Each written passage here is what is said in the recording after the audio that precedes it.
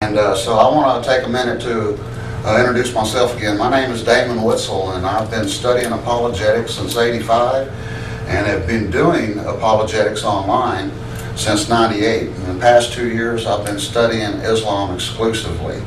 And today, because Tuesday is 9/11, we're doing a little class on Islam. We usually watch DVDs around here and then have discussion afterwards, but we're going to do something different today. We're going to watch a 15-minute video that gives the best presentation of the history of Islam I've ever seen.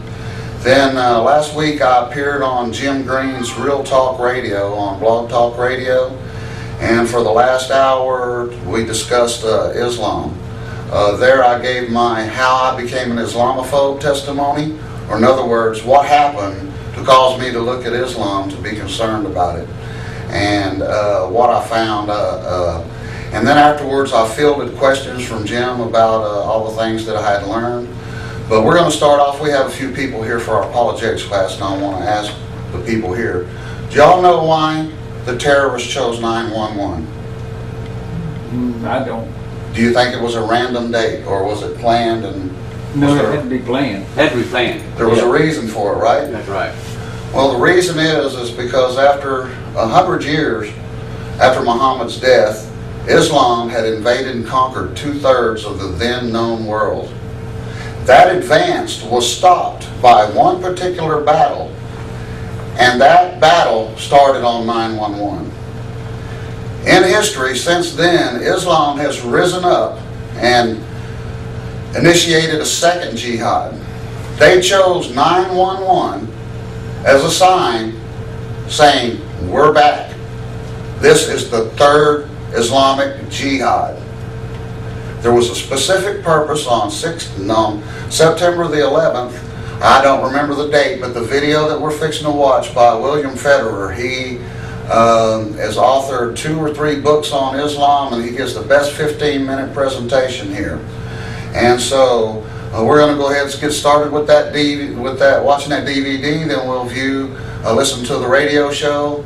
Then we'll talk about a little while what we can do about Islam as ordinary non-Muslims, as Westerners, what we can do to stop the advance of Islam, what people that don't even study Islam can do. And then we're going to I'll answer questions from anyone here that has any questions about Islam. So I'm going to start the video and turn off the light, and then I'll be back. This video takes 15 minutes.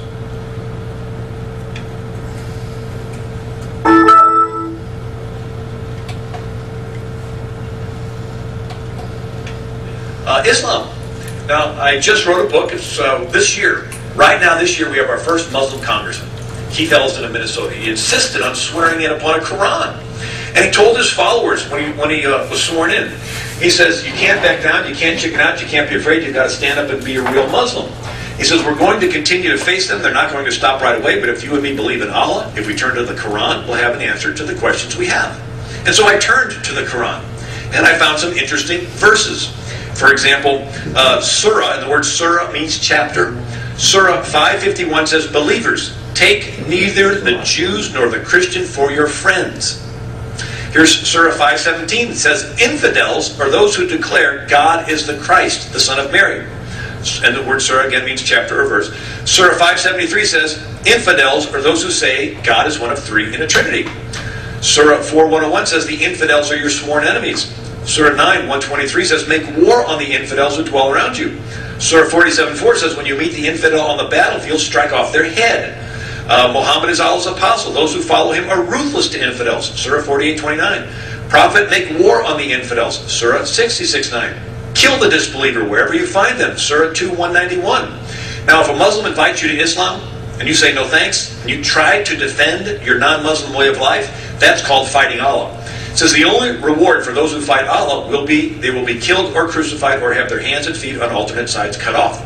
Now I thought, am I taking these verses out of context? Am I like being Islamophobic? Am I missing something? This is the book he insisted on swearing in upon, And so I thought, it really doesn't matter what I think. My question is, how have Muslims over the past 1,400 years interpreted these verses? And so that's what I did in the book. I put together the history. Muhammad was born in 570 AD.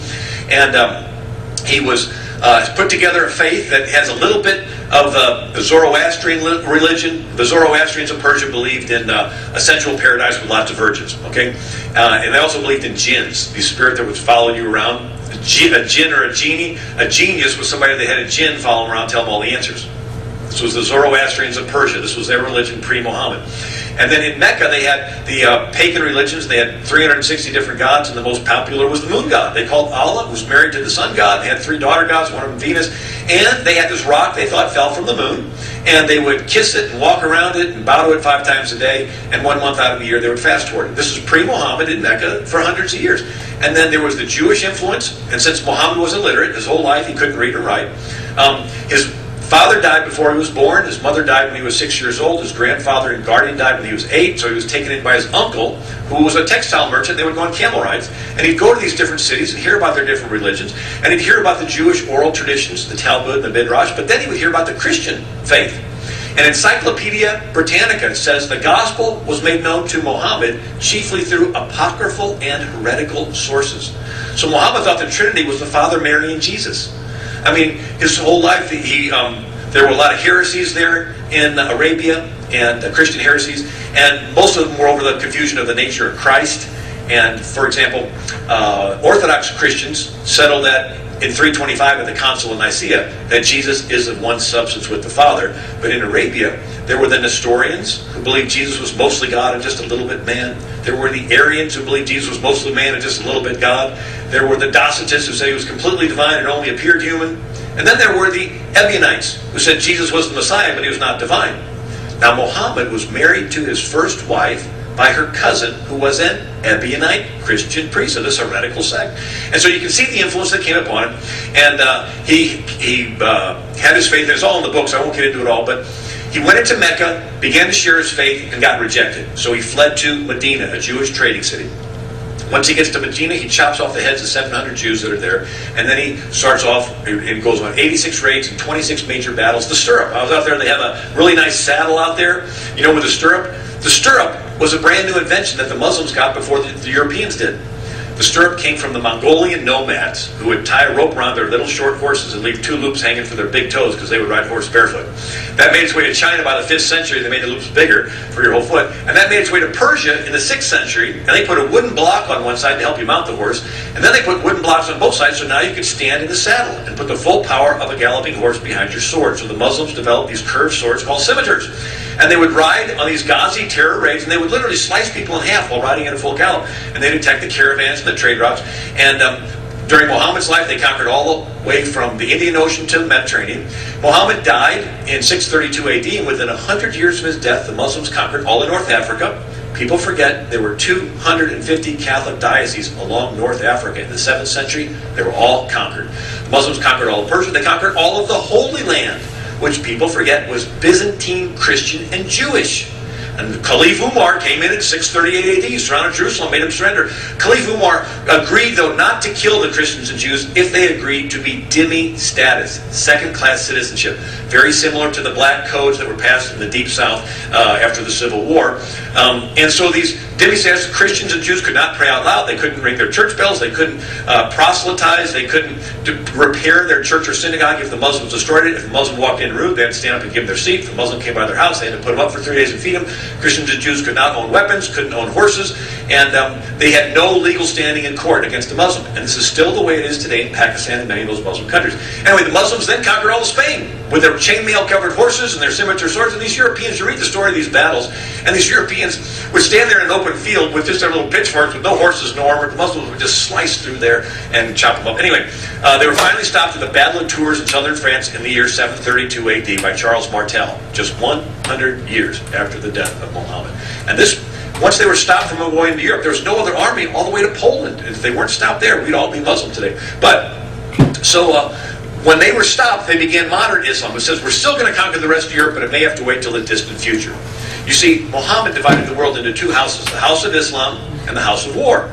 Now, Islam means submission, and a Muslim is somebody who has submitted, and a faithful Muslim thinks there will be world peace when the whole world has submitted to the will of Allah, or become Muslim. Now, we think world peace is when different groups that don't believe the same thing just learn how to get along. A faithful Muslim thinks there's world peace when the whole world submits to the will of Allah or becomes Muslim. Now, a moderate Muslim thinks that's going to happen in the distant future So just go ahead and get along with everybody now.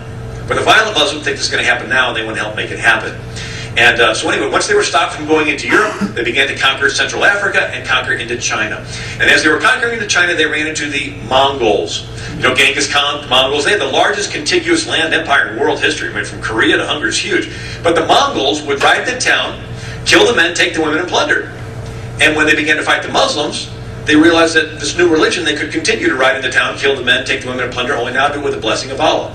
So one of the Mongolian tribes, called the Turkish Mongols, converted en masse and began to conquer back west. So the Turkish Muslims conquered the Arab Muslims. We've got two different kinds of Muslims now. Turkish Muslims, and they conquered the Arab Muslims. Then the Turkish Muslims began to invade into Asia Minor, which is today Turkey. All 7 churches mentioned in the book of Revelation were all in Asia Minor. They were all conquered by the Muslims. Asia Minor was where John spoke, where Paul spoke. They spoke Greek, the language of the New Testament. When the Muslims came in, they would take the boys from the Christian families and force them to become Muslim, put them in the Muslim army, and then put them on the front lines when they would attack the next Christian city. They were called Janissaries, and they were the most feared troops in Europe for 400 years. And if they were delicate, they went into the Muslim pederasty, their homosexual culture. The sultans could have 1,000 wives, and boys were considered spoils of war. They called it the sodomy of the Turks. Anyway, with the help of the Janissaries, the Muslims finally conquered Constantinople in the year 1453. Constantinople was the biggest city in Europe. It was where Europe and Asia met. It was the richest city. And it was where all the trade went through to get from Western Europe through Constantinople to get over to India and China. People forget, Europe traded with India and China for centuries. Marco Polo, you know the game the kids play around the pool, Marco Polo, he was an Italian who went to work for Kublai Khan, the grandson of Genghis Khan. They had trade, but the Muslims attacked the trade routes, attacked the caravans, attacked the Byzantine Empire, finally sacked Constantinople in the year 1453. Less than 40 years later, an Italian said, I know a shortcut to India and China, sail west. And Columbus thought the islands he discovered were around India, so he named the inhabitants the Indians. He thought that Haiti was Japan, he thought that Cuba was the tip of China. It was not until his 4th voyage he realized he hadn't found the place, but it highlights the fact that Columbus would have never ever set sail had there not been a jihad in 1453 that conquered this 1,000-year-old Christian city of Constantinople. The Muslims continued to spread, and in the year 1600, there was an English adventurer soldier named John Smith, and he went to join the Austrian army, fought the Muslims for 5 years, was actually captured. They put an iron ring around his neck, and he was sold as a slave, and finally escaped, found his way, fought the Muslims more, then he went down and fought the Barbary pirates. And the Muslims controlled the entire Mediterranean, the southern Mediterranean. They conquered all Turkey. They captured Sicily. They were invading into Italy. And John Smith fought for years, and then he went back to England in the year 1605, and in 1606, Captain John Smith set sail to found the first permanent English settlement in the New World, Jamestown. And we all know Captain John Smith from there because Chief Powhatan captured him and he was about to kill him when 11-year-old Pocahontas began crying and saved his life, so we all know from there. Anyway, another interesting story is in 1683, 138,000 Muslims surrounded Vienna, Austria. There were only 10,000 defenders. And the Muslims were starving them out for 2 months, but that gave the Polish king, Jan Sobieski, 2 months to gather 80,000 Poles, Germans, Hungarians to come to the rescue on September 11th, 1683. They came over the hill, surprised the Muslims, sent them fleeing in fear, and within a half an hour they won the battle. An interesting story, they went into the tents of the Muslims and found these bags of beans. Coffee beans, and they realized this was how the Muslims could fight day and night, this new drink, and shortly thereafter opened the first Vienna coffee house, and coffee spread across Europe. In 1789, America had